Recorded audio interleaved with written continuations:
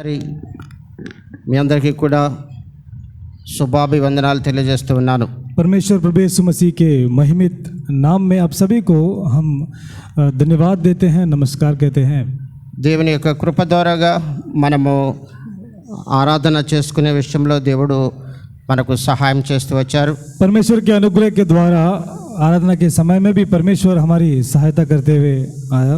ఇంత గొప్ప ధన్యత అనేక మందికి కోల్పోయినప్పటికీ కూడా కొద్ది మంది అయిన మనకి దేవుడు ఈ రీతిగా సహాయం చేసినందుకు దేవునికి వందనాలు. और इतना बड़ा मौका, इतना बड़ा जो धन्यता है परमेश्वर ने जो हम सबों को दिया है, कितनों को ऐसा सौभाग्य नहीं है, इसके लिए हमें परमेश्वर को धन्यवाद देना चाहिए. ఈ సమయంలో మనము ప్రభు బలలో పాలు పొందనై ఉన్నాము. और इस समय में प्रभु मेज में भी हम भाग लेने जा रहे हैं. ప్రభు బల్ల మన మధ్య ఉంచబడి ఉంది. प्रभु का मेज हमारे बीच में रखा गया है. కనుక ప్రభు బలలో పాలు పొందే ముందు కూడా మనం ఒకసారి మన యొక్క జీవిత విధానము ఈ లోకంలో ఎలా ఉంది, క్రైస్తవ జీవితం అన్నది ఎలా ఉంది, దేవునికి ప్రియమైన జీవితముగా ఉందా లేక దేవునికి ఆయాసకరమైన జీవితం ఉందా అన్నది ఒకసారి పరీక్షించుకొని మనం ప్రభు బలలో చెయ్యి వేయడం ద్వారా, అది యోగ్యమైన రీతిలో చెయ్యి వేయడం ద్వారా అది మనకి ఆశీర్వాదం.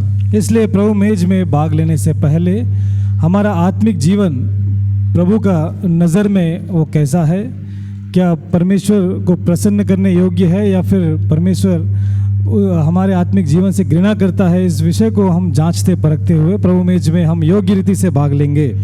ప్రభు గుర్తు చేస్తున్నారు. మత్తయి సువార్త 26వ అధ్యాయంలో చూసినట్లయితే परमेश्वर याद दिलाता है लूका रचित सुसमाचार 20वां अध्याय में 26వ అధ్యాయము 26వ వచనం నుండి చదువుదాం. क्षमा करें 26वां अध्याय 26, 27, 28, 29 వచనాలు మనం కలిసి చదువుదాం.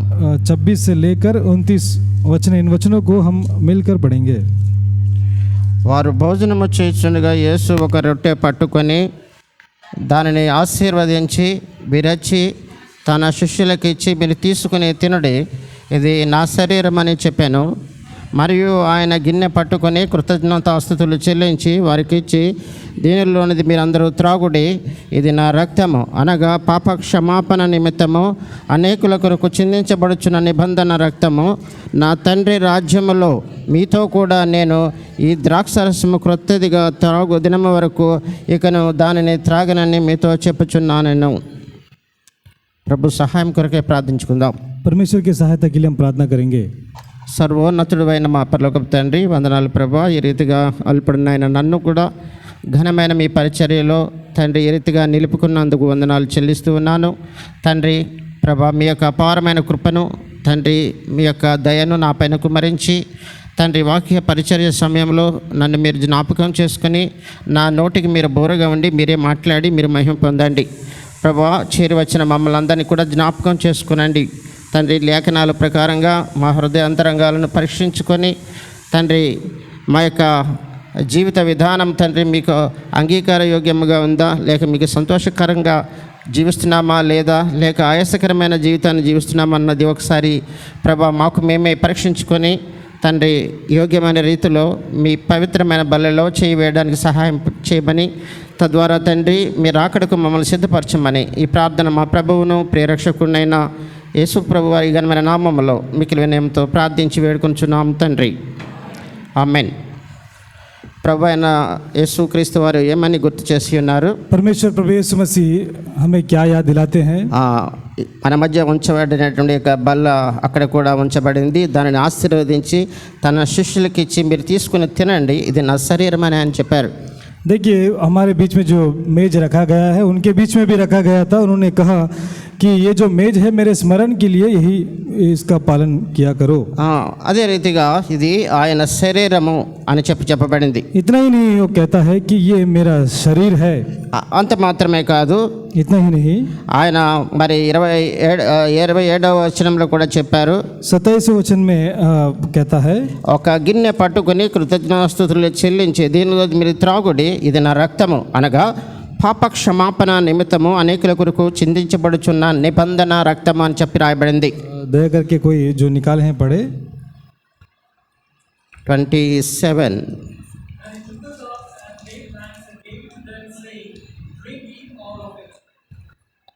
కాబట్టి ఇది ఆయన అనేకుల కొరకు చిందించబడినటువంటి నిబంధన రక్తము. देखिए बहुतों के लिए बहाया जाता ये जो लहू है, కనుక ఎంత నీ కొరకు నా కొరకు ప్రాణం పెట్టినటువంటి ప్రభు యొక్క శరీరానికి రక్తానికి సాదృశ్యమైన బల్ల మన మధ్య ఉంచబడి ఉంది. इसलिए आपके लिए और मेरे लिए जो परमेश्वर अपना प्राण को उन्होंने रख दिया, उसके सादृश्य ये जो मेज है हमारे मध्य में रखा गया है. ఆయన చెప్తున్నారు, నా తండ్రి రాజ్యంలో మీతో కూడా నేను ఈ ద్రాక్షారసము క్రొత్తదిగా త్రాగు దినం వరకు ఇక నేను దానిని త్రాగనని మీతో చెప్పుచున్నానని ఆయన గుర్తు చేశారు. देखिए कहता है कि मैं अपने पिता के राज्य में जब तक नया से मैं इस मेज को मैं ना पीऊँ या फिर उसका पालन ना करूं, तब तक मैं तुम्हारे मध्य में फिर दोबारा से इसका अनुसरण नहीं करूंगा. ప్రభువుతో కలిసి మనము భోజనము చేయనై ఉన్నాం.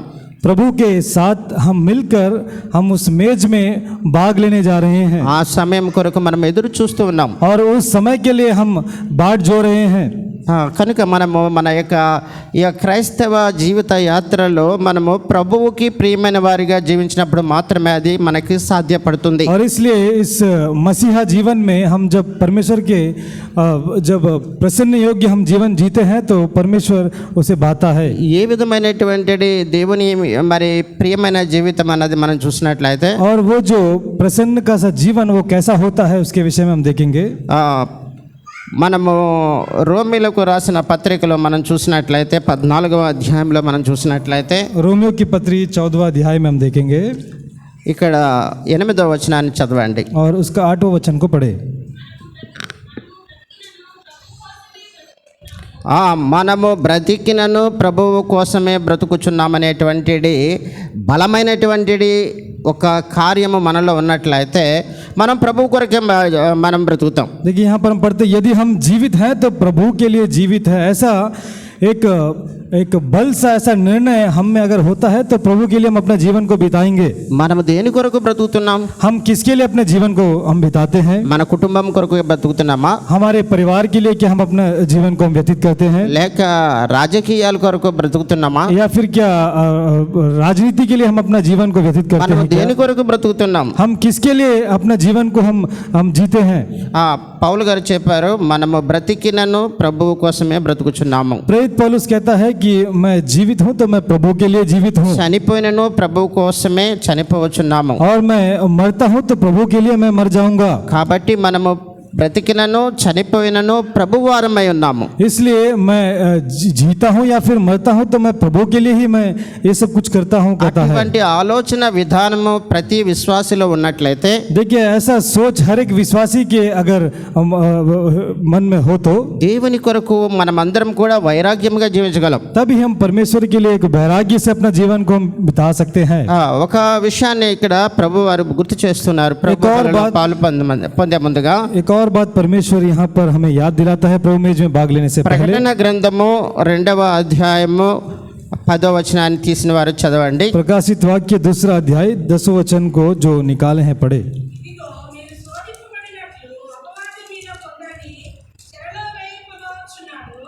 10 దినములు శ్రమ కలుగును, మరణము వరకు నమ్మకముగా ఉండుము. నేను నీకు జీవ కిరీటం ఇచ్చేదను. చూసారా ఏమని చెప్పబడింది? देखिए यहाँ पर क्या बताया गया है. ఆయన 10 దినాలు చెరకు అప్పగించబడతారని చెప్పబడింది. यहाँ पर हम पढ़ते हैं कि वो पकड़वाए जाने वाला है. మీరు శోధింపబడునట్లు అపవాది మీలో కొందరిని చెరలో వేయించబోచున్నాడు. 10 దినములు శ్రమ కలుగును, మరణము వరకు నమ్మకముగా ఉండము, నేను నీకు జీవ కిరీటం ఇస్తానని చెప్తున్నారు. देखिए यहाँ पर कहता है कि मृत्यु तर तुम विश्वास योग्य बने रहो, ऐसा अगर रहोगे तो मैं जीवन का मुकुट दूंगा. ఏమిటా జీవ కిరీటము? वो जीवन का मुकुट कौन सा है? ఆ జీవ కిరీటం ఎవరికి ఇస్తానంటున్నారు? वो जीवन का मुकुट किसे वो देना चाहता है? సదాకాలము మనము జీవించే ఆ యొక్క ధన్యత అనేటువంటి ఒక కిరీటను ఎవరికి ఇస్తాడు ఆయన? सदा काल का जीवन बिताने का वो जो जीवन का मुकुट है वो किसको प्रभु देगा? ఈ లోకంలో ఎన్ని శోధనలు వచ్చినప్పటికీ కూడా ప్రభువు కొరకు మనము ఎలా జీవించాలని చెప్తున్నాడు ఆయన. इस संसार में कितनी ही परीक्षाएं परेशानी आने पर भी हमें कैसे अपने जीवन को व्यतीत करना है क्या कहता है प्रभु इसके विषय में? నమ్మకముగా ఉండము, विश्वास योग्य बने रहो, నమ్మకముగా జీవించు. विश्वास के साथ అప్పుడు నీకు ఆ యొక్క జీవ కిరీటం దొరుకుతుందని చెప్తున్నారు. तभी तुम्हें वो जीवन का मुकुट मिलेगा, वो कहता है. కాబట్టి మరి నమ్మకంగా ఉండే వారికి ఇంకా ఆయన ఇస్తున్నటువంటి ఆశీర్వాదం ఏంటి? और भी ऐसे विश्वास योग्य रहने वालों को और परमेश्वर क्या देता है. సామెతల్లో కూడా మనం చూసినట్లయితే नीति वचन में भी हम देखेंगे. దయచేసి చదవండి. సామెతలు 28:20. 28वां अध्याय 28:20. 28वां अध्याय 20वां वचन. నమ్మకమైన వానికి దీవెనలు మెండుగా కలుగును. ధనవంతుడగుటకు ఆతురపడువాడు శిక్ష నందకపోడు. కాబట్టి చాలా సరళమైనటువంటి భాషలో వాక్యం గుర్తు చేస్తూ ఉన్నారు. देखिए बहुत ही आसान भाषा में यहाँ पर लिखा गया है. నమ్మకమైన వానికి దీవెనలు మెండుగా కలుగుతాయంట. सच्चे मनुष्य पर बहुत से आशीर्वाद होते हैं. అది ఒకవేళ ఈలోక సంపద, సిరి సంపద, ధనం గురించి కాదు. ये जो बातें हैं, ये जो संसार है दुनिया के आशयों के विषय में नहीं कहता है. ఆత్మ సంబంధమైన రహస్యాలు వారికి తెలియజేయబడతాయి. आत्मिक रहस्यों को उनके विषय में, उनके जीवन में उसका प्रकटीकरण होगा. గొప్ప జీవం గల దేవుడిని మరి తన దేవుడిగా కలిగి ఉన్నవారు ధన్యులు. महान परमेश्वर को अपने जीवन में जिन्होंने पाया है वे धन्य हैं. కాబట్టి మనము నమ్మదగని వారిగా ఉన్నప్పటికీ కూడా ఆయన మన పట్ల నమ్మదగిన వాడిగా మన పట్ల ఉన్నారు. हम विश्वास योग्य नहीं होने पर भी परमेश्वर हमारे प्रति वो विश्वास योग्य ठहरा है. ఎవరైతే యెహోవా యందు నమ్మిక ఉంచుతారో వాళ్ళందరూ కూడా సురక్షితంగా ఉంటారని చెప్పి ఇదే సామెతలు 29వ అధ్యాయంలో 25వ వచనంలో చెప్పబడుతూ ఉంది. और 29वां अध्याय इसी नीति वचन के किताब में 25वें वचन में लिखा రెండవ गया భాగంలో రాయబడింది. है. दूसरा भाग में लिखा गया है. కాబట్టి ఎవరు సురక్షితంగా ఉంటారు? देखिए कौन ऐसे सुरक्षित रहेंगे? ఆయన యందు నమ్మకంగా ఉన్నవాళ్ళు. जो परमेश्वर पर भरोसा रखते हैं. కాబట్టి ప్రభు బలలో చేయి వేసే ముందు మనం నమ్మకంగా ఉన్నామా? इसलिए प्रभु मेज में हाथ को डालने से पहले कि हम विश्वास योग्य या फिर सच्चे हैं. ఉన్నట్లయితే ప్రభు బలలో మనము ధారాళంగా చెయ్యి వేయవచ్చు. ऐसा अगर हम हैं तो हम हिम्मत से प्रभु के मेज में हम अपने हाथों को हम डाल सकते हैं. కాబట్టి అపోస్తలుడైన పౌలు గారు చెప్తున్నారు. इसलिए प्रेरित पौलुस भी कहता है. ఆయన ఏమని చెప్తున్నారు? वो क्या कहता है? నాకు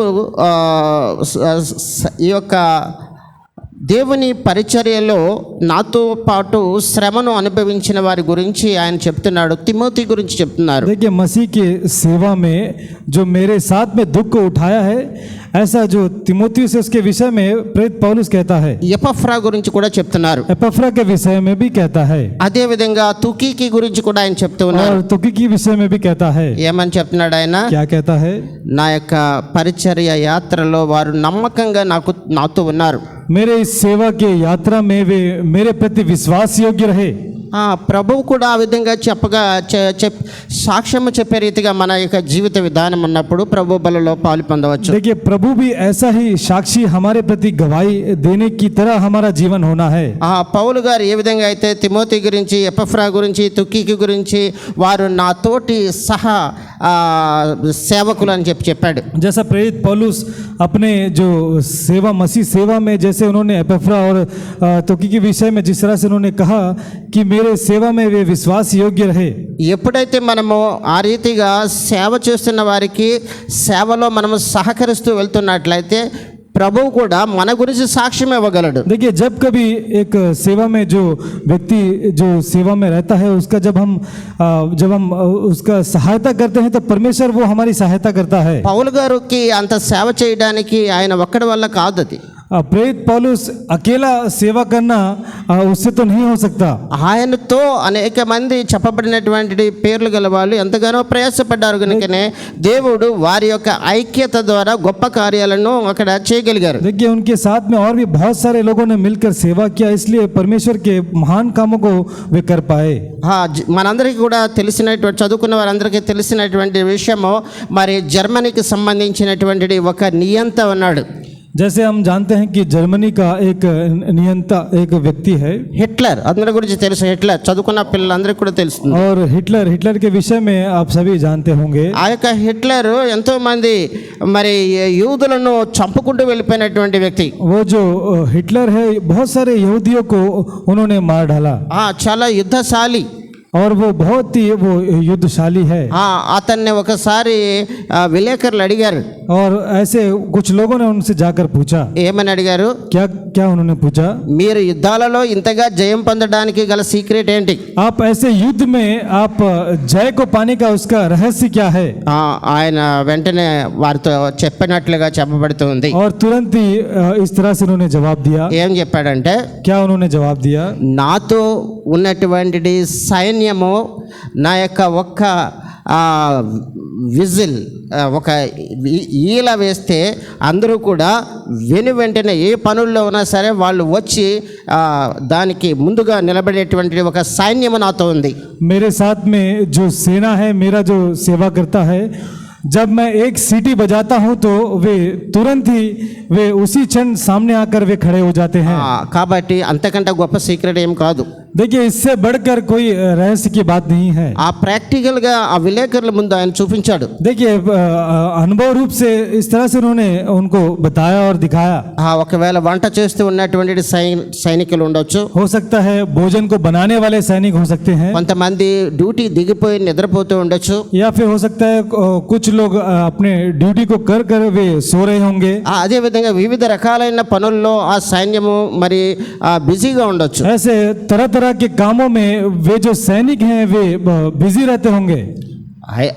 విలేకరుల ముందుగా ఆయన ఒక విజిల్ వేసిన వెంటనే ऐसे जब उनके सामने में उन्होंने सिटी को जब बजाया, ఆ సైన్యం ఏ పనుల్లో ఉన్నా సరే అవన్నీ కూడా విడిచిపెట్టి అక్కడ లైన్ కట్టినట్లుగా ఆయన వారు ప్రాక్టికల్గా విలేకరులతో చూపించాడు అని చెప్పి అదే నా యొక్క విజయాలకు రహస్యం అని చెప్పాడు. और जितने भी ऐसे जो सेवक जो अपने अपने कामों में जो बहुत ही व्यस्त थे, जब उन्होंने सिटी बजाया तो तुरंत ही वे सामने आकर के लाइन से वे खड़े हो गए. ऐसे उन्होंने अपने विजय का रहस्य को उन्होंने ఏ समझाया. విధంగా అయితే యుద్ధాలలో మరి శత్రువు ఇంకా ఎత్తుకు పై ఎత్తు వేస్తూ మన యుద్ధాన్ని మరి వమ్ము చేయడానికి లేక ఆ యొక్క యుద్ధంలో మనం అపజయం పొందులాగా వాళ్ళు ప్రణాళికల్లో ముందుకు వెళ్తారు. देखिए, शैतान जो शत्रु है वो हमारे युद्ध में वे हमसे चढ़ाई करने के लिए वे उसमें वे जय पाने के लिए वे बहुत ही वे तंत्र का वो काम करते हैं.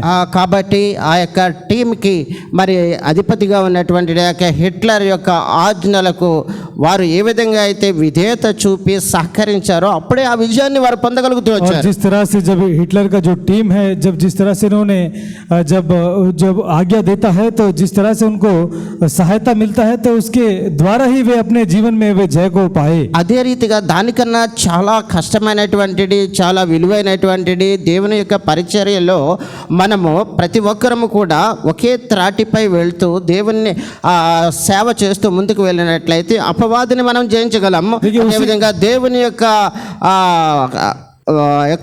పరిచర్యను మనము ఆశీర్వాదకరంగా చేయగలం. देखिए, उसी तरह से बहुत ही वो मुख्य जो परमेश्वर का जो सेवा है, उस सेवा में जब हम सब एक साथ मिलकर एक नाव पर हम जब चढ़कर हम जब आगे को बढ़ते हैं तो परमेश्वर उससे वो अधिक वो प्रसन्न होता है. మనకి ఒక కుటుంబ జీవితానికి ఏంటి ఒక ఆధారం అని మనం చూసినట్లయితే और हमारा परिवार का जो उसका जो मुख्य जो आधार होता है वो क्या है हम देखें तो ఒక భార్య భర్త ఉన్నారంటే వారి మధ్య నమ్మకం ఉండాలి. एक पति और पत्नी के बीच में एक विश्वास भरोसा होना है. తండ్రి కొడుకుల మధ్య ఒక బలమైనటువంటి విశ్వాసం ఉండాలి. और पिता और बेटे के बीच में एक भरोसा एक विश्वास होना है. అప్పుడే ఆ యొక్క కుటుంబం ఆశీర్వదించబడుతుంది. और तब ही वो परिवार वो आशीष का कारण बन सकता है. విధేయత ఉండాలి और अधीनता होना है.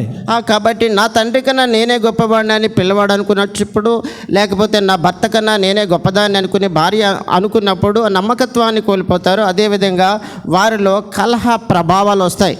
देखिए, पिता से बढ़कर बेटा वो समझता है कि मैं अधिक मैं जानता हूँ या फिर पति से बढ़कर पत्नी मैं अधिक जानती हूँ, ऐसे जब आज्ञाकारिता के जब अधीन नहीं होते हैं तो तभी उनके बीच में झगड़ा उत्पन्न होता है। అదేవిధంగా మనం ఒక చోట పనిచేస్తున్నటువంటి ఆఫీస్ కావచ్చు, ఒక చోట పనిచేస్తున్నటువంటి ఫ్యాక్టరీ కావచ్చు, ఎక్కడైనా సరే ఒక పని చేస్తున్నామంటే యజమానుడికి అదేవిధంగా అక్కడ పనిచేస్తున్న ఎంప్లాయర్కి మధ్య నమ్మకం అన్నది ఉండాలి. देखिए, जहाँ कहीं पर भी हम नौकरी करते हैं या फिर फैक्ट्री में काम करते हैं तो वहाँ का जो मालिक होता है और वहाँ का जो काम करने वाला व्यक्ति होता है, उनके बीच में एक भरोसा होना है। కాబట్టి అనుమానముగా ఉన్నట్లయితే, ఒక ఎంప్లాయర్ మీద యజమానుడు అనుమానంగా ఉన్నట్లయితే ఆ పని మరి సక్రమంగా జరగదు. वहाँ का जो मालिक है वो हो सकता है काम करने वाला व्यक्ति के ऊपर में अगर वो भरोसा नहीं रखता है तो वो जो काम है वो पूरा नहीं होगा, सफल नहीं होगा। అయితే ఇక్కడ మనం కొంతమంది దేవుని పరిచర్యలో చాలా నమ్మకంగా ఉన్నారు. देखिए, यहाँ पर हम देखते हैं कि परमेश्वर के सेवा में कुछ लोग हैं जो बहुत ही विश्वास योग्य हैं అందుకనే వారు ఆశీర్వదించబడ్డారు. और इसलिए वे आशीष का कारण भी बने। మనం కూడా అదే త్రోవలో వెళ్ళినప్పుడు और हम भी ऐसे ही रास्ता में जब हम चलकर जाते हैं तो తప్పనిసరిగా మనలో ఒకవేళ బలం లేకపోవచ్చు, हो सकता है हम में शक्ति या फिर परमेश्वर का सामर्थ नहीं होता होगा, జ్ఞానం లేకపోవచ్చు, या फिर वैसा ज्ञान नहीं होता లేక होगा, వాక్ చాతుర్యం లేకపోవచ్చు. या फिर बोलने का वैसा वो टैलेंट नहीं होता होगा। కొంతమంది చాలా నెత్తిగా మాట్లాడతారు. कुछ लोग हो सकते हैं तुतलाते हुए बात करते होंगे, అయితే దేవుడు బలపరుస్తాడు. पर परमेश्वर वो बलवंत करता है దేవుడు వారిని వాడుకుంటాడు.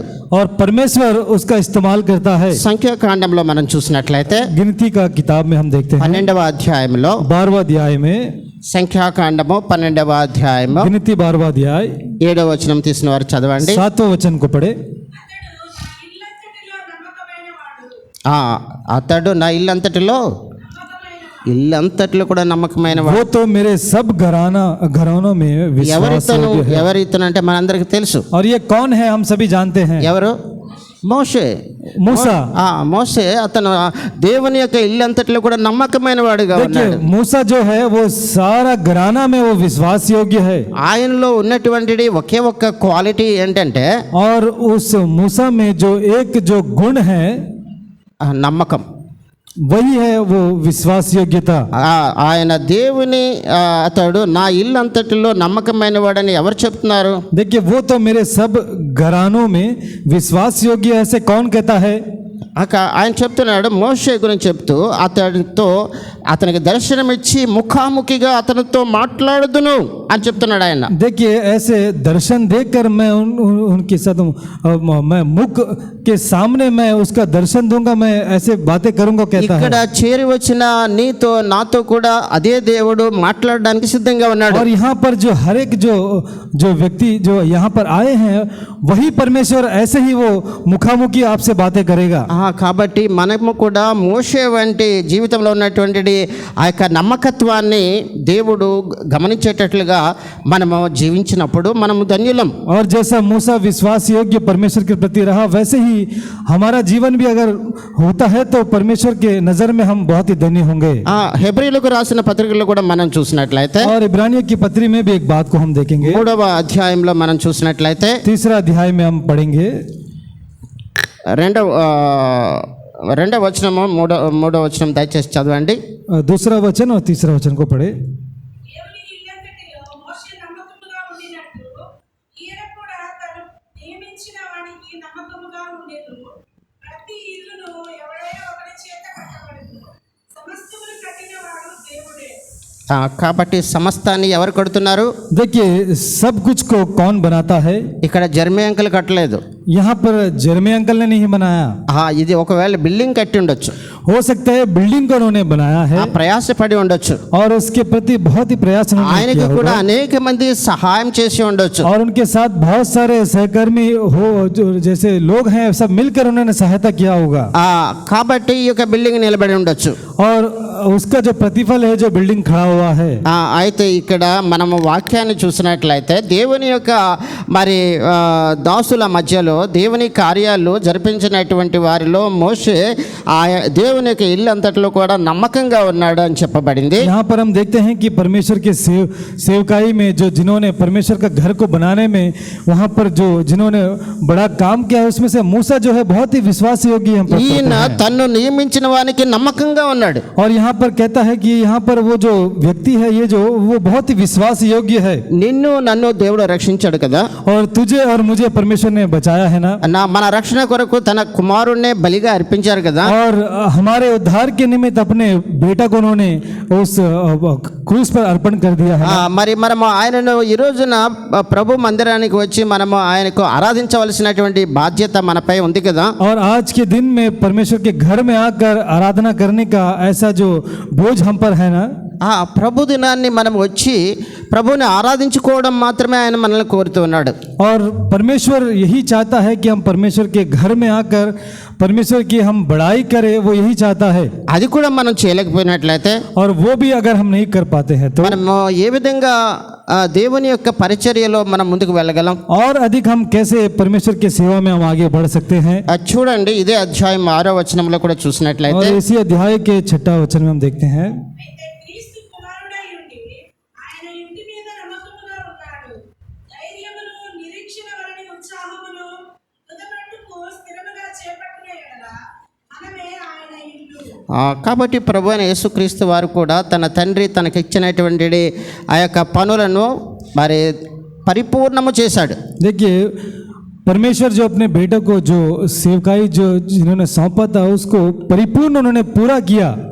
కాబట్టి మనము కూడా इसलिए हम भी దేవుని యొక్క పని చేయవలసిన భారమై ఉండి परमेश्वर का जो सेवा है वो उसे पूरा करने का वो बोझ हम पर है। మనమే ఆయన ఇల్లు. और हम खुद ही प्रभु का घर हैं। కాబట్టి మనమే ఆ పని చేయాలి. और इसलिए हमें ही उस काम को हमें करना है। ఇది దేవుని యొక్క ఇల్లు లేక దేవుని యొక్క మందిరము. ये जो है ये प्रभु का घर है या फिर परमेश्वर का मंदिर है।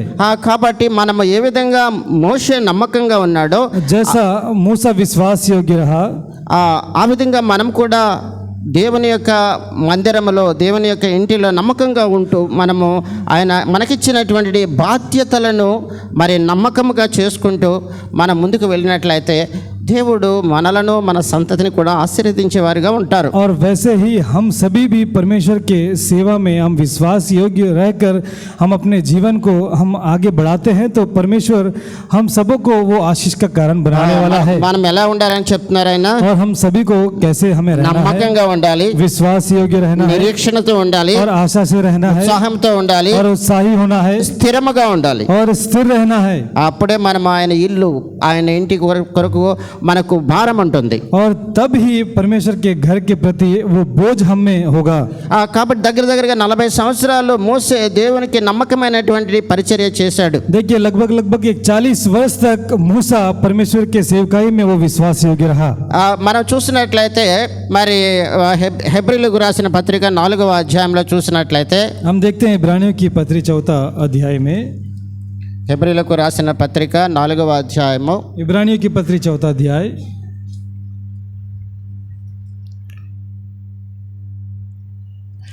దయచేసి చూడండి.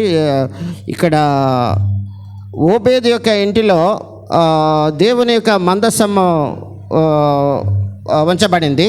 यहाँ पर परमेश्वर का संदूक रखा गया है। సారీ, హెబ్రీలకు రాసిన పత్రిక 4:4 కాదు. మనం చూసినట్లయితే దేవుని యొక్క మందసము ఓబేదు ఇంట్లో ఉంచబడినప్పుడు यहाँ पर हम पढ़ते हैं कि परमेश्वर का जो संदूक है ओबेदिया के जब घर में रखा गया तो అతని యొక్క ఇల్లు ఆశీర్వదించబడింది. और उसका घर तब आशीष का कारण बना।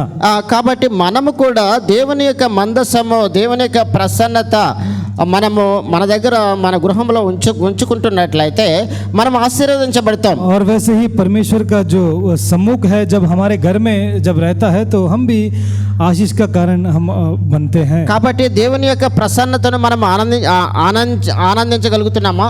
क्या हम परमेश्वर के उस आनंद का क्या अनुभव हम कर पाते हैं। కాబట్టి దేవుని యొక్క మందసము మన గృహంలో ఉండులాగున మనం చూసుకోవాలి. और परमेश्वर का जो संदूक है वो हमारे घर में होना है।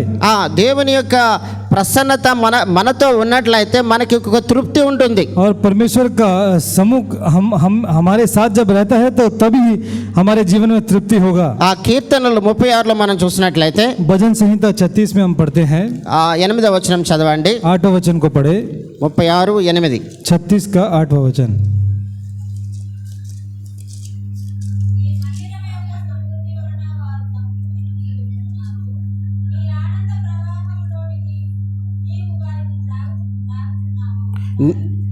నీ మందిరము యొక్క సమృద్ధి వలన వారు సంతృప్తి నొందుచున్నారు. ఎప్పుడైతే మనము దేవుని యొక్క మరి మందిరము సమృద్ధితో ఉందో మనము తృప్తి పొందుతాము. जब कभी परमेश्वर का जो घर है वो संपूर्ण होगा तो हम भी तृप्त होंगे। దేవుని యొక్క మరి సమృద్ధి మందిరం యొక్క సమృద్ధి అంటే परमेश्वर का जो भरपूरी है घर का वो क्या है। దేవుని మందిరంలో ఆత్మలతో నింపబడినప్పుడు परमेश्वर का घर जब आत्मा से भर जाता है तो ఆయన మరి ఏం చెప్తున్నాడు అక్కడ? तब यहाँ पर हम क्या पढ़ते हैं? ఆయన తృప్తి, उनका जो तृप्ति है, సంతృప్తి, उनका जो संतृप्ति है, సంతృప్తి రావడానికి మనం ప్రయాసపడాలి. और उस संतृप्ति के लिए हमें प्रयास करना है। వచ్చేవారిని మరి మనము వెళ్ళగొట్టేవారిగా కాదు. आने वालों को हमें भगाने वाला हमें नहीं होना है। మన సూటిపోటి మాటలతో దేవుని బిడ్డలను ప్రభువారు తన రక్తాన్ని చిందించి సంపాదించుకున్న ఆత్మలను బెదరగొట్టేవారుగా కాదు. हमारे उलट फुलट बातों से उनको हमें भगाने की तरह हमारी बातें नहीं होना है। ఎందుకంటే ఒక రోజున మనము లెక్క చెప్పవలసి ఉంటుంది. क्योंकि हम सबों को एक ना दिन लेखा देना होगा। కాబట్టి క్రైస్తవ జీవితాన్ని చాలా భక్తి భయభక్తులతో మనం కొనసాగించవలసి ఉంది. मसीहा जीवन में हमें बहुत ही भय और भक्ति के साथ अपने जीवन को बिताना है। 122వ కీర్తనలు కూడా మనం చూసినట్లయితే 9వ వచనం చూడండి. 122 भजन संहिता और 9वां वचन को हम पढ़ेंगे। దేవుని గృహంలో ఏం జరుగుతుంది? परमेश्वर का घर में क्या मिलेगा?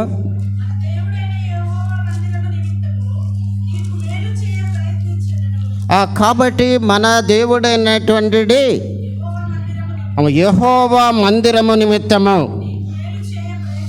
నీకు మేలు చేయ ప్రయత్నించిన తృప్తి ఉంది దేవుని మందిరంలో. अपने परमेश्वर यहोवा के भवन के निमित्त मैं तेरी भलाई का यत्न करूंगा। మేలు కూడా ఉంది. यहाँ पर हम पढ़ते हैं कि भलाई है। అదే విధంగా చూసినట్లయితే ఆశీర్వాదం ఉంది. यहाँ पर आशीष है। దేవుని మందిరములో మనము నివసిస్తున్నప్పుడు దేవుని మందిరములో ఉంటున్న వారికి ఆశీర్వాదం ఉంది, మేలు ఉంది, తృప్తి ఉంది. परमेश्वर के घर में जो लोग निवास करते हैं या फिर रहते हैं उनके जीवन में आशीष होगा, तृप्ति होगा, भलाई होगा। అంతేగాని ఈ లోకంలో మనం సిరి విషయంలో మనము అన్యాయపు సిరి విషయంలో ప్రయాసపడుతున్నట్లయితే हम इस संसार में जो बेकार के कामों में हम अगर प्रयास करते हैं तो అది పరలోక సంబంధమైనటువంటి ధనాన్ని మనము కోల్పోతాం. तो हम उस स्वर्गीय जो धन को हम खो देंगे। ఎందుకంటే మన యొక్క చెవులు మందమైపోయి क्योंकि हमारा जो कान है वो सुन होकर జీవం గల దేవుని మాటలు లోపలికి జొచ్చుకోకుండా అపవాది మనకి అనేక ఆటంకాలు తీసుకొస్తుంది. और जीवित वचने जो हैं वो हमारे कानों के अंदर भीतर नहीं जाने के लिए वो जो शैतान है वो उसे रोकता है। మనం చూసినట్లయితే వాగ్దానాలు తీసుకుంటాము. 31 డిసెంబర్ నైట్ వాగ్దానాలు తీసుకుంటాము. हम साल के आखिर के दिन में 31 दिसंबर के दिन में हम जो प्रॉमिस कार्ड है वो हम लेते हैं। కానీ దాన్ని మనము విశ్వసిస్తున్నామా? क्या हम उसके प्रति क्या हम विश्वास रखते हैं? నమ్మకం అది దేవుడు నా పట్ల ఇచ్చిన వాగ్దానం నెరవేరుస్తాడనే నమ్మకం మనకు ఉందా? उस जो प्रॉमिस कार्ड मेरे जीवन में प्रभु पूरा करेगा ऐसा भरोसा क्या है हमने? కనుక విశ్వాసంతో మనము ప్రభు దగ్గర దాని గురించి గోజాడాలి. इसलिए विश्वास के साथ में प्रभु से हमें विनती करना है, दुहाई देना है। ఎవరైనా ఒకవేళ దేవుని సేవకులు ఆ గృహానికి సంబంధించి విజిట్ చేసినప్పుడు అడిగితే మీకు ఏ ప్రామిస్ కార్డ్ వచ్చిందని అడిగితే వాళ్ళు ఆ కార్డు ఎక్కడుందో కూడా తెలియకుండా ఎక్కడో పెట్టామని చెప్పేసి నెతుక్కుంటూ ఉంటారు. देखिए जब सेवक किसी के विश्वासी के घर जाता है और पूछता है कि तुम्हारा जो प्रॉमिस कार्ड है वो क्या है और कहाँ है, जब पूछे तो वे कहाँ रख देते हैं वे भी भूल जाते हैं. కాబట్టి ఆ విధంగా మనము మర్చిపోయేవారుగా ఉండకూడదు. ऐसे भूलने की तरह हमें नहीं होना है. దేవుడు తన యొక్క కృప ద్వారా ఈ సంవత్సరం ఇచ్చినటువంటి వాగ్దానము నా పట్ల జరిగేంత వరకు కూడా దేవుని దగ్గర కాచుకొని ఉంటాననే విధంగా జీవించాలి. परमेश्वर जो वचन जो मुझे दिया है उस वचन के प्रति मैं प्रार्थना से और विनती के साथ में मैं उसका बाट जोता रहूंगा और मैं उसके लिए मैं प्रयास करूंगा. ऐसा हमारा जो प्रयास होना है. లూకా సువార్తలో కూడా మనం చూసినట్లయితే लूका में भी हम देखते हैं 16వ అధ్యాయము 16वां अध्याय 11-12 వచనాల్లో మనం చూసినట్లయితే 11 और 12 वचनों में हम पढ़ते हैं. కాబట్టి మీరు అన్యాయపు సిరి విషయంలో నమ్మకముగా ఉండని ఎడల సత్యమైన ధనమును ఎవరు మీ వశము చేయుదురు? మీరు పరలోకపు విషయంలో నమ్మకముగా ఉండని ఎడల మీ సొంతమైనది మీకు ఎవడిచ్చును? చదవండి 13 కూడా. ఏ సేవకుడును ఇద్దరు యజమానులను సేవింపలేడు. వాడు ఒకని ద్వేషించి ఒకని ప్రేమించును, లేక ఒకని అనుసరించి ఒకని తృణీకరించును. మీరు దేవునిని సిరిని సేవింపలేరని చెప్పింది. కాబట్టి ప్రభువారు ఇక్కడ ఏమని చెప్పారు? यहाँ पर प्रभु क्या कहता है? మీరు అన్యాయపు సిరి విషయంలో నమ్మకముగా ఉండని ఎడల సత్యమైన ధనమును ఎవరు మీ వశము చేయును అని ఒక ప్రశ్న వేయబడుతుంది. यहाँ पर एक प्रश्न यहाँ पर हम देखते हैं. కాబట్టి మనం చూసినట్లయితే ఏ సేవకుడు కూడా ఇద్దరు యజమానులను సేవింపలేడు. देखिए कोई भी जो एक व्यक्ति होता है वो दो स्वामी का वो सेवा नहीं कर सकता. వాడు ఒకరిని ద్వేషించి ఒకరిని ప్రేమించును, లేక ఒకరిని అనుసరించి ఒకరిని తృణీకరించును. మీరు దేవునికిని సిరికిని కూడా సేవింపలేరని చెప్పారు. देखिए वो एक का वो सेवा करेगा और एक का द्वेष करेगा, इसलिए दोनों का वो एक साथ में सेवा नहीं कर सकता. కనుక మనం లోకాన్ని ప్రేమిస్తున్నట్లయితే దేవునిని మనము గాఢంగా ప్రేమించలేం. इसलिए संसार से अगर हम प्रेम रखते हैं तो परमेश्वर से हम प्रेम नहीं रख सकते. కాబట్టి మనము నిత్య జీవం పొందాలి అన్నా, పరలోకపు గవిని చేరుకోవాలన్నా, పరలోకపు మరి సత్యమైనటువంటి ధనాన్ని మనం పొందాలన్నా కూడా మనం దేవునే సేవించాలి, నమ్మకంగా సేవించాలి. इसलिए प्रभु तक हमें पहुंचना है तो स्वर्गीय राज्य में हमें जाना है तो, और सत्य का जो स्वर्गीय राज्य है उसमें जाना है तो हमें विश्वास योग्य रहकर हमें सेवा करना होगा. మీకు కొంతమందికి తెలిసి ఉండొచ్చు, చాలా ధనవంతుడు లక్ష్మీ మిట్టల్ అని ఒక వ్యక్తి ఉండేవాడు. आप सभी जानते होंगे लक्ष्मी मित्तल नाम का एक धनवान व्यक्ति था. కాబట్టి ఇప్పుడు ఆయన లేడు, ఫారెన్ లో ఆయన సెటిల్ అయిపోయాడు. अभी वो यहाँ पर नहीं है, वो फॉरेन में सेटल हो गया. చాలా సంవత్సరాల క్రితము తన కుమార్తె యొక్క పెళ్లికి 7,000 కోట్ల రూపాయలు ఖర్చు పెట్టి పెళ్లి చేశాడు. बहुत सालों पहले अपने बेटी के लिए 700 करोड़ ऐसे करोड़ों रुपया उन्होंने खर्च कर उन्होंने अपनी बेटी का विवाह ఆ करवाया. రోజుల్లో 7,000 కోట్లు అంటే ఇప్పుడు చూడండి, మొన్న ఈ మధ్య జరిగిన మరి అంబానీ ఆ యొక్క కొడుకు మ్యారేజ్ కన్నా ఎక్కువ ఖర్చు కన్నా ఎక్కువ ఆ రోజుల్లోనే ఆయన ఖర్చు పెట్టారు. 7,000 करोड़ मतलब अभी जो बीच में हाल ही में जो अंबानी का बेटा का विवाह हुआ उससे भी कई अधिक उन दिनों में उन्होंने खर्च किया. కాబట్టి ఆ యొక్క ఎంత వైభవంగా చేసిన వివాహాలు, देखिए कितने ही वो बढ़िया से करने पर भी विवाह, వారు ధనాపేక్షతో మరి ఎన్ని వేడుకలు చేసుకున్నప్పటికీ కూడా वे धन के कारण कितने ही वे अच्छे से वो उन सभी को करने पर भी అది ఆ సమయంతోటే సమాప్తం అవుతుంది. वे सभी वहाँ से ही वो समाप्त हो जाएगा. అయితే దేవుని బిడ్డలమైన మనము पर प्रभु के जो लोग जो हम हैं, పరలోక సంబంధమైన నిధిని పొందడానికి ప్రయాసపడినట్లయితే उस स्वर्गीय वो जब जो वो धन का जब हम प्रयास करते हैं तो దేవుడు మనలను మరి ఎంతగానో మనల్ని చూసి ఆయన సంతుష్టుడు అవుతాడు. परमेश्वर हम सबों को देखकर बहुत ही वो प्रसन्न होगा. మార్కు సువార్తలో కూడా మనం చూసినట్లయితే ఒకడు సర్వలోకాన్ని కూడా సంపాదించుకుని తర్వాత తన ప్రాణాన్ని పోగొట్టుకుంటే లాభం ఏంటి అని చెప్పి ఆయన ప్రశ్న వేస్తూ ఉన్నారు. मरकुस में भी एक प्रश्न वहाँ पर हम देखते हैं कि सारे जगत को कमा लेने पर भी अगर तो अपने प्राण का हानि उठाए तो उससे तुम्हें क्या लाभ होगा, ऐसे हम पढ़ते हैं. ఈ యొక్క పరిశుద్ధ గ్రంథము మనం ఎన్నిసార్లు చదివినా కానీ మనకి అన్నీ కూడా అర్థం కాని విషయాలు ఎన్నో ఉంటాయి. ये पवित्र शास्त्र हम कितने ही बार पढ़ने पर भी ऐसे बहुत सारे बातें हैं जो हमें समझने में वो काफ़ी वो देर लगेगा. బక్సింగ్ అంకుల్ గారు బైబిల్ని 100 సార్లు చదివారట. बक्सी अंकल जी इस पवित्र बाइबल को 100 बार उन्होंने पढ़ा। అందులో ఆయనకి 100 సార్లు చదివాడు అంటే ఆయన మరి ఒక మాట 100 సార్లు కూడా చదివి ఉండొచ్చు.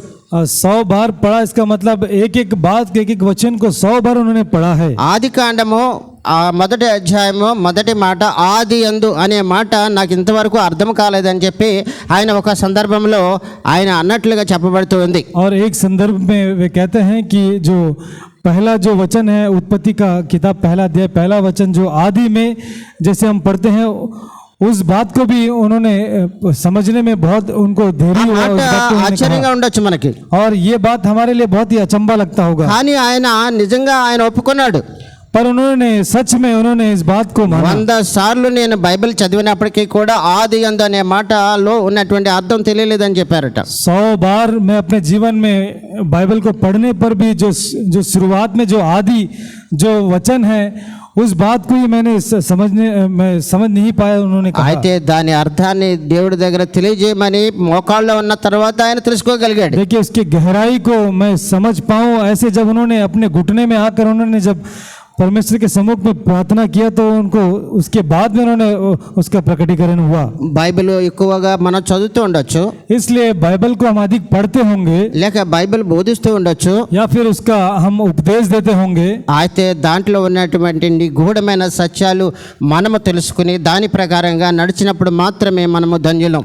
पर जब उसकी गहराई को समझते हुए उसके अनुसार जब हम चलते हैं तो हम धन्य कहलाते हैं। అదేవిధంగా 2 తిమోతి 2వ అధ్యాయం 2వ వచనంలో కూడా ఒక మాట ఉంది, తీసిన వారు చదవండి. उसी प्रकार दूसरा तीमुथियुस दूसरा अध्याय में भी एक बात है, आप पढ़े 2 తిమోతి 2వ అధ్యాయము 2వ వచనం. दूसरा तीमुथियुस दूसरा अध्याय दूसरा वचन।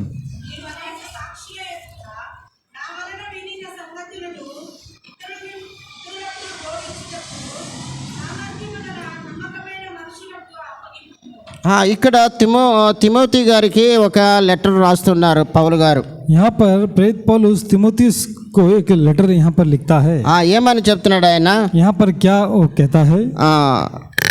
నాకు మొదటి వచనంలో కూడా చదవండి. पहला वचन पढ़े।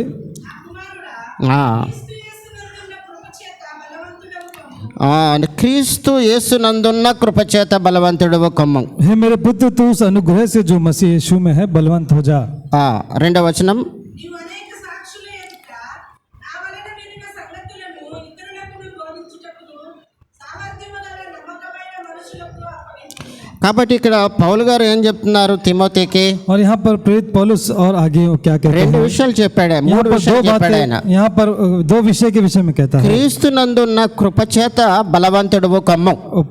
मसीह यीशु के उस अनुग्रह में बलवंत हो जा। అంత మాత్రమే కాదు, इतना ही नहीं, నీవు అనేక సాక్షుల ఎదుట నా వలన వినిన సంగతులను ఇతరులకు బోధించుటకును సామర్థ్యము గల నమ్మకమైన మనుషులకు అప్పగించు. और जो बातें तूने बहुत से गवाहों के सामने मुझसे सुनी है उन्हें विश्वासी मनुष्य को सौंप दे। కాబట్టి ఏమని చెప్పబడింది? నా వలన వినిన సంగతులను ఇతరులకు బోధించుటకు సామర్థ్యము గల, రెండవది నమ్మకమైన. సామర్థ్యము నమ్మకము రెండు ఉండాలి. यहाँ पर हम पढ़ते हैं कि जो बातें तूने बहुत से गवाहों के सामने मुझसे सुनी है उन्हें विश्वासी मनुष्य को सौंप दे जो दूसरों को भी सिखाने योग्य हो। కాబట్టి మనలో సామర్థ్యం ఉంటే సరిపోదు, इसलिए हम सभी में सामर्थ्य होने से काफी नहीं है। అక్కడ ఏముండాలి? वहाँ पर क्या होना है? నమ్మకమైన మనుషులుగా ఉండాలి. वहाँ पर विश्वास योग्य होना है। కాబట్టి కొంతమంది ఆ యొక్క చాలా మంచి మంచి వర్తమానాలు ఇస్తున్నటువంటి వారిని మనము యూట్యూబ్లో చూస్తూ ఉంటాం. हम ऐसे यूट्यूब में सोशल मीडिया में हम देखते होंगे कि बहुत सारे अच्छे अच्छे उपदेश देने वाले लोग होंगे। హైదరాబాద్లో సంఘాలలో కొన్ని వేల మంది కొన్ని షిఫ్ట్ల కింద అటెండ్ అవుతున్న వాళ్ళు ఉన్నారు. हैदराबाद की कलीसियाओं में ऐसे बहुत सारे शिफ्ट में ऐसे अटेंड होने वाले बहुत सारे लोग हैं। నేను హెబ్రోన్ గురించి మాట్లాడడం లేదు, मैं हेब्रोन के विषय में मैं नहीं कहता हूँ। కొన్ని సంఘాలలో మనం చూసినట్లయితే ऐसे कुछ कलीसियाओं में हम देखे तो ఒక్కొక్క షిఫ్ట్లో షిఫ్ట్ టైప్ పెడుతున్నారు. అక్కడ ఆ యొక్క చర్చ్ ప్రాసెస్ అంతా కూడా उनका जो चर्च का जो प्रोसेस होता है वो शिफ्टिंग वाइज होता है, शिफ्ट रखते हैं। ఆ యొక్క ఒక్కొక్క షిఫ్ట్లో కొన్ని వేల మంది అక్కడ అటెండ్ అవుతున్నారు. और एक एक शिफ्ट में बहुत सारे हजारों लोग वहाँ पर एकजुट होते हैं. కాబట్టి అక్కడ సేవకుడు కావచ్చు, అక్కడికి వెళ్తున్నటువంటి విశ్వాసులు కావచ్చు, ఎంతమంది దేవుని రాకడ సమయంలో ఎత్తబడే గుంపులో ఉంటారన్నది మనం ఒక క్వశ్చన్ మార్క్గా ఉంటుంది. इसलिए वहाँ का जो सेवक हो सकता है या फिर वहाँ पर जो जुड़ते हैं लोग हो सकते हैं, उनमें से कौन प्रभु के उस आगमन में उठाए जाएंगे, ये एक प्रश्न चिन्ह होगा. కొంతమంది పేరు ప్రతిష్టల కొరకు దేవుని సేవకు వస్తారు. और कुछ लोग हैं जो नाम धराई के लिए, नाम कमाने के लिए भी परमेश्वर के घर आते होंगे. కొంతమంది డబ్బు సంపాదన కొరకు సేవకులుగా వస్తారు. और कुछ लोग जो है धन कमाने के निमित्त सेवा में आ सकते हैं. కాబట్టి ఇక్కడ సామర్థ్యంతోటి మనం దేవుని సేవను చేయలేం. इसलिए हम अपने शक्ति से, सामर्थ्य से प्रभु का सेवा को हम नहीं कर सकते. ఇక్కడ ఏం చెప్పబడింది? यहाँ पर हम क्या पढ़ते हैं? నమ్మకం కూడా ఉండాలి. यहाँ पर हम पढ़ते हैं कि विश्वासी मनुष्य होना है. కాబట్టి ఆ యొక్క నమ్మకమైనటువంటిది, సామర్థ్యమైనటువంటిది మనుషులకు సేవను అప్పగించని చెప్పారు. इसलिए ऐसा जो विश्वासी मनुष्य है, ऐसे व्यक्तियों को सेवा को सौंपने के लिए यहाँ पर हम पढ़ते हैं. అదే రీతిగా మనము విశ్వాసులమైన మనం కూడా మరి ఎప్పుడు కూడా దేవుని విషయాలలో మనము బలం పొందేవారుగా ఉండాలి. इसलिए हमेशा हम परमेश्वर के सेवा में और मसीह जीवन में हमें बलवंत होते जाना है. చూసినట్లయితే కొంతమంది పిల్లలు మనము వారి యొక్క ఎదుగుదల మా తల్లిదండ్రులు చాలా ఇష్టపడతారు. देखिए जो कुछ बच्चे होते हैं, उनका जो बढ़ोतरी होने में उनका माता पिता बहुत ही खुश होते हैं जब वे बढ़ते हैं. तो ఎప్పుడు పడుకుని ఉండేటువంటి నెలల పిల్లాడు పడుకునే ఉన్నప్పుడు వాడు లేచి వాడు కూర్చుకునే స్టేజ్కి వచ్చినట్లయితే తల్లిదండ్రులు మురిసిపోతారు. देखिए जब जो छोटा बच्चा होता है, जब कुछ महीने में उठकर जब बैठता है तो उनको देखकर जो उनके जो माँ बाप होते हैं वे बहुत ही खुश हो जाते हैं. ఇంకా తప్పటడుగులు వేస్తున్నట్లయితే ఇంకా ఆనందిస్తారు. और जब वो चलने फिरने लगता है तो लड़खड़ाता है, तो जब चलकर तो और भी अधिक खुश होते हैं. అదే రీతిగా వాడు పనులు వాడు చేసుకోగలుగుతున్నాడు అంటే మరి ఇంకా సంతోషిస్తారు. और अधिक जब वो काम करने जब लग जाता है, तो अपने कामों में जब लग जाता है तो उसे भी देखकर बहुत ही वे खुश होते हैं. ఇంకా 20 సంవత్సరాల వయసు వచ్చిన తర్వాత కూడా వాడు కూర్చునే ఉన్నాడంటే తల్లిదండ్రులకు ఎంతో విచారంగా ఉంటుంది. सोचिए अगर वो 20-25 वर्ष होकर वो ऐसे ही बैठा अगर रहता है तो एक ही जगह पर, तो उसे देखकर वे माँ बाप बहुत ही वे दुखित होते हैं. కాబట్టి ఆత్మీయమైన విషయాలలో కూడా మనం ఎప్పుడు కూడా ఇంకా పసిపిల్లల వలె పాలు తాగేవారిగా కాకుండా బలమైన వారిగా ఉండాలి. దేవుని కొరకు వైరాగ్యముగా జీవించాలి. అప్పుడే దేవుడు మనలను చూసి సంతృష్టి పడతాడు. इसलिए आत्मिक जीवन में भी हम सभी जो हैं वो दूध पीने की तरह या फिर छोटे बच्चों की तरह हमारा जो चाल चलन या फिर स्वभाव नहीं होना है. हमें मसीह जीवन में हमें आगे बढ़ना है, तभी परमेश्वर हमें देखकर वो प्रसन्न होगा. దేవుని మనం తెలుసుకున్న తర్వాత కూడా ఇంకా మనము బోధకులుగా ఉండవలసిన వారమై ఉండగా కూడా ఇప్పటికీ కూడా దేవునిలో ఇంకా కీలేని మనం నేర్చుకుంటున్నట్లయితే ప్రయోజనం ఏంటి? देखिए प्रभु की सेवा में जब हम बढ़ते हैं तो हमारा जीवन में शुरुआती जीवन का तरह या फिर शुरू में जो पढ़ाई में आई जैसे पढ़ते हैं, वैसा हमारा अगर स्थिति है तो वो बहुत ही दुर्भाग्य का स्थिति होगा. నేను రక్షణ పొంది 20 సంవత్సరాలు అయిందని చెప్పుకోవచ్చు. देखिए ऐसे आप कह सकते हैं कि मैं उद्धार पाकर मेरा 20 साल हो गया है. లేకపోతే నా యొక్క కుటుంబము పుట్టుకతోటే క్రైస్తవులుగా ఉన్నామని చెప్పుకోవచ్చు. या फिर आप कह सकते हैं कि मैं जन्म से ही एक मसीहा परिवार से मैं हूँ. అయితే ప్రయోజనం ఉండాలి కదా. उसका हो सकता है, पर उसका प्रयोजन होना है ना, उसका प्रतिफल होना. ఆరాధన చేయగలుగుతున్నామా? क्या हम आराधना कर पाते हैं? దేవుని మందిరంలో ప్రార్థన చేయగలుగుతున్నామా? परमेश्वर के भवन में क्या हम प्रार्थना कर पाते हैं? బైబిల్ చదవగలుగుతున్నామా? और पवित्र बाइबल को क्या हम पढ़ते हैं? దేవుని పనిలో ప్రయాసపడగలుగుతున్నామా? और परमेश्वर के कामकाज में, सेवा में क्या हम प्रयास करते हैं? కాబట్టి మనం ఒకసారి పరీక్షించుకోవాలి ప్రభు పాలు పొందే ముందుగా. एक बार हमें अपने आप को जांचना है, परखना है प्रभु मेज में हम भाग लेने से पहले. ఎందుకంటే రేపొద్దున మనము సిగ్గుపడే వారిగా ఉండకూడదు దేవుని రాకడ. देखिए कल को हमें परमेश्वर के सामने में हमें लज्जित नहीं होना है. 15వ వచనాన్ని మాత్రం చదువుకుని మనం ప్రభు బలలో చేద్దాం. और हम आखिर में उस वचनों को पढ़कर हम प्रभु मेज में भाग लेंगे. 2 తిమోతి 2వ అధ్యాయం 15వ వచనం. दूसरा तिमोथी 2रा अध्याय 15वां वचन. దేవుని ఎదుట యోగ్యునిగాను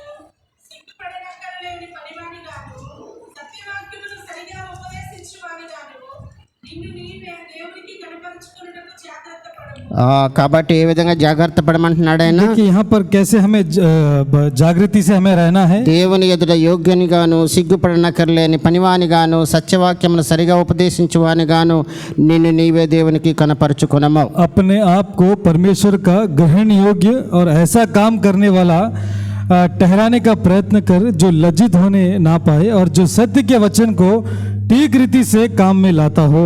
16వ వచనం కూడా చదవండి. 16वां वचन को भी आगे पढ़े। పవిత్రమైన వట్టి మాటలకు విముఖుడవై ఉండుము. అట్టి మాటలాడువారు మరి ఎక్కువగా భక్తిహీనులగుదురు. కనుక వేస్ట్ మాటలు మనం మాట్లాడడము అది మన భక్తిహీనతకు నిదర్శనముగా ఉంటుంది. अशुद्ध बकवास से बचा रहे, क्योंकि ऐसे लोग और अभक्ति में बढ़ते हैं। इसलिए बेकार की बातों में जो लोग बेकार बात करते हैं वे उनका अभक्ति होता है। అపవిత్రమైన వట్టి మాటలకు విముఖుడవై ఉండము. అట్టి మాటలాడు వారు మరి ఎక్కువగా భక్తిహీనులు అవుతారు. इसलिए ऐसे बेकार बकवास बातों में जो लोग रहते हैं ऐसे करते हैं उनसे उनका विमुक्त रह के यहाँ पर हम पढ़ते हैं। మనము విశ్వాసులమైన మనం ఎలా ఉండాలి?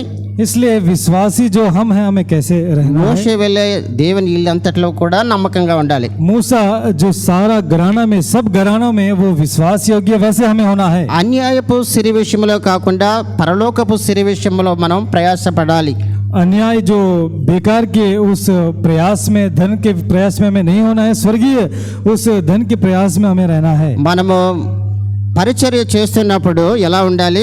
हमें जब हम सेवा करते हैं तो हमें कैसे होना है? మనము నమ్మకంగా ఉండాలి. हमें विश्वास योग्य होना है। కాబట్టి టాలెంటెడ్ ఒకటి సరిపోదు.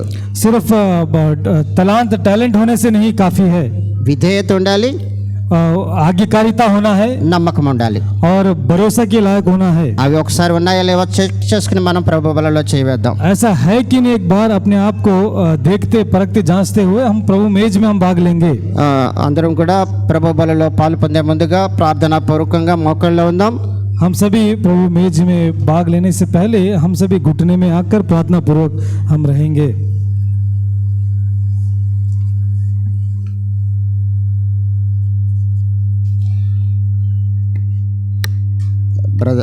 లాజర్ బ్రదర్ వచ్చి ప్రభు బలను మనకి పెంచిస్తారు.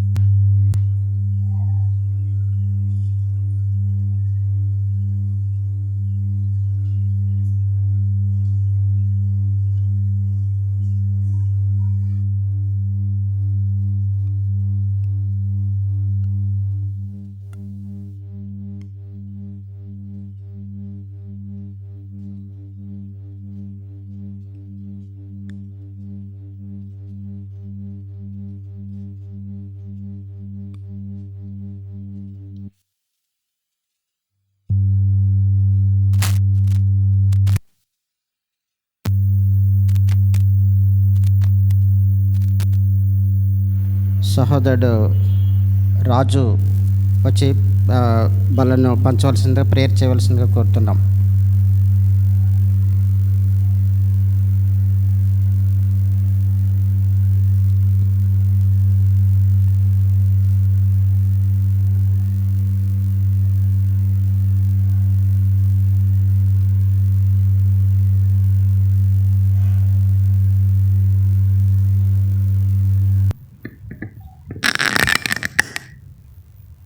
இலை நேசினல்ல ஆண்டவரையும் தூர் போற்று வாழ்த்து கத்தை மட்டுமா கத்தாவே எங்களோடு இந்த வேணத்து கிருபிக்காவும் ஸ்தோத்திரம் நாள் கத்தாவே தாசனோடு கொண்டு வந்து ஜீவனுள்ள வார்த்தைகளுக்காகவும் ஸ்தோத்திரம் கத்தாவே பந்தி செய்தி கத்தாவே பிரதான செய்திக்காக ஜெபிக்கிறோம்.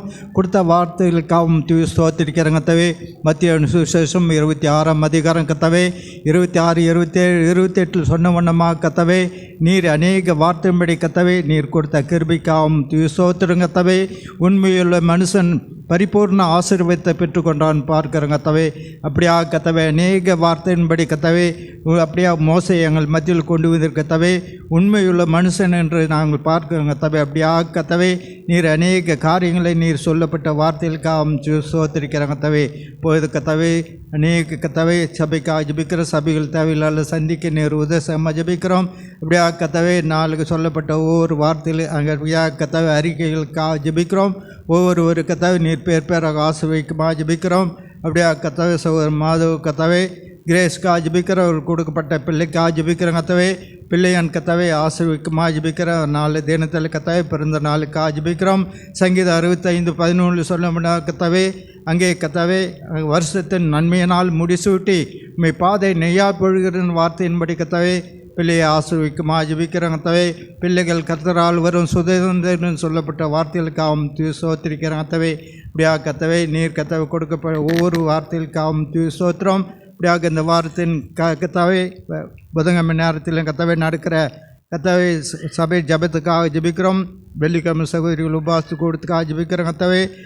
கர்த்தருடைய நாளுக்காக ஜபிக்கிறோம். நாளில் அநேக பேர் கத்தாவே கொண்டு வருமா ஜபிக்கிறோம். பின் வாங்கி போனவர்களுக்காக ஜபிக்கிறோம். ஆசீர்வதிக்குமா ஜபிக்கிறோம். இப்படியாக சண்டே ஸ்கூல் பிள்ளைகளை ஆசீர்வதிக்குமா ஜபிக்கிறோம். நடத்துகிற டீச்சர்களுக்காக ஜபிக்கிறோம். நல்ல நேரத்தோடு அவர்களுக்கு போதிக்கத்தக்க நீர் உதசமாக ஜபிக்கிறோம். மேலாளர் போயிருக்கிறவர்களுக்காக ஜபிக்கிறோம். ஒவ்வொரு கத்தை நீர் பேராக ஆசீர்வதிக்குமா ஜபிக்கிறோம். அப்படியாக சகோதரன் கத்தாவே விக்டர் பிரதருக்காக ஜபிக்கிறோம். அவர் மெடிக்கல் ஹாஸ்பிட்டலில் அங்கே சென்னையில் இருக்கும்போது நம்முடைய மகனோடு இருந்த வழிநடத்தமாக ஜபிக்கிறோம். அப்படியாக சகோதரன் கத்தாவே நத்தனுவல் பிரதருக்காக ஜபிக்கிறோம். அவரும் கத்தாவே ஹாஸ்பிட்டலுக்கு போயிருக்கார் கத்தாவே. சகோதரி கத்தாவே ஞானானந்துக்காக ஜபிக்கிறோம். அவளோடு இருந்து வழிநடத்தமாக ஜபிக்கிறோம் கத்தாவே. சோத்திருக்கிறோம் கத்தாவே. நாலு தினத்தில் கத்தாவே எங்கள் மூத்த சகோதரன் கத்தாவே ஜானகிக்காக ஜபிக்கிறோம். அவரை கத்தாவே கண் ஆப்ரேஷன் செய்வது கத்தாவே முடிக்காரோம். மகனோடு இருந்து வழிநடத்தமாக ஜபிக்கிறோம். நல்ல பரிபூர்ண சுகத்தை தருவது கத்தாவே ஏற்ற சகாசியமாக ஜபிக்கிறோம். அப்படியா கத்தாவே எங்கள் மத்தியில் இருக்கிற கடந்த நாட்களில் கத்தாவே சுப்பாரா அவர்களுக்காக ஜபிக்கிறோம். அவரும் கத்தாவே ஆப்ரேஷன் பண்ணியிருக்காக கத்தாவே நல்ல சுகத்தை தருமா ஜபிக்கிறோம் கத்தாவே. சோத்திருக்கிறோம் கத்தால வந்து இருக்கிற ஒரு சோழிக்காக ஜபிக்கிறோம். ஆசிர்வதித்து பலப்படுத்தி காத்து வழிநடத்தமாக ஜபிக்கிறோம். எல்லாவற்றையும் ஜபிக்கிறேன் యేసు క్రీస్తు నామముతో జపిక నల్ల పిదావే ఆమేన్.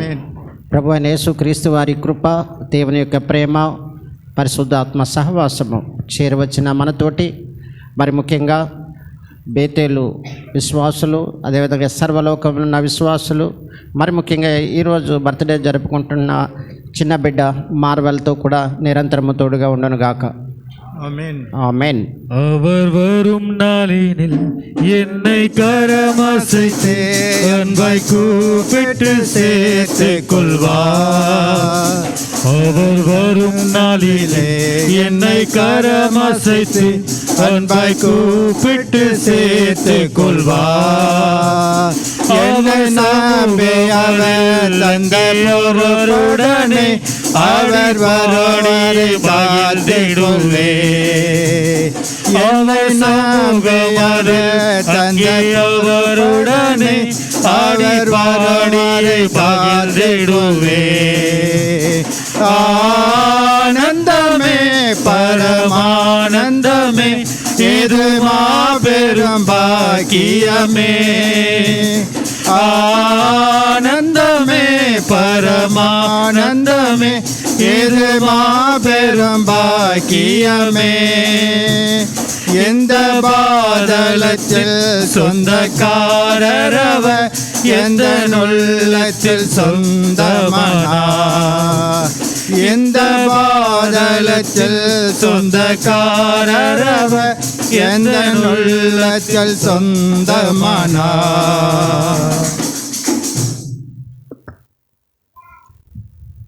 Praise the lord.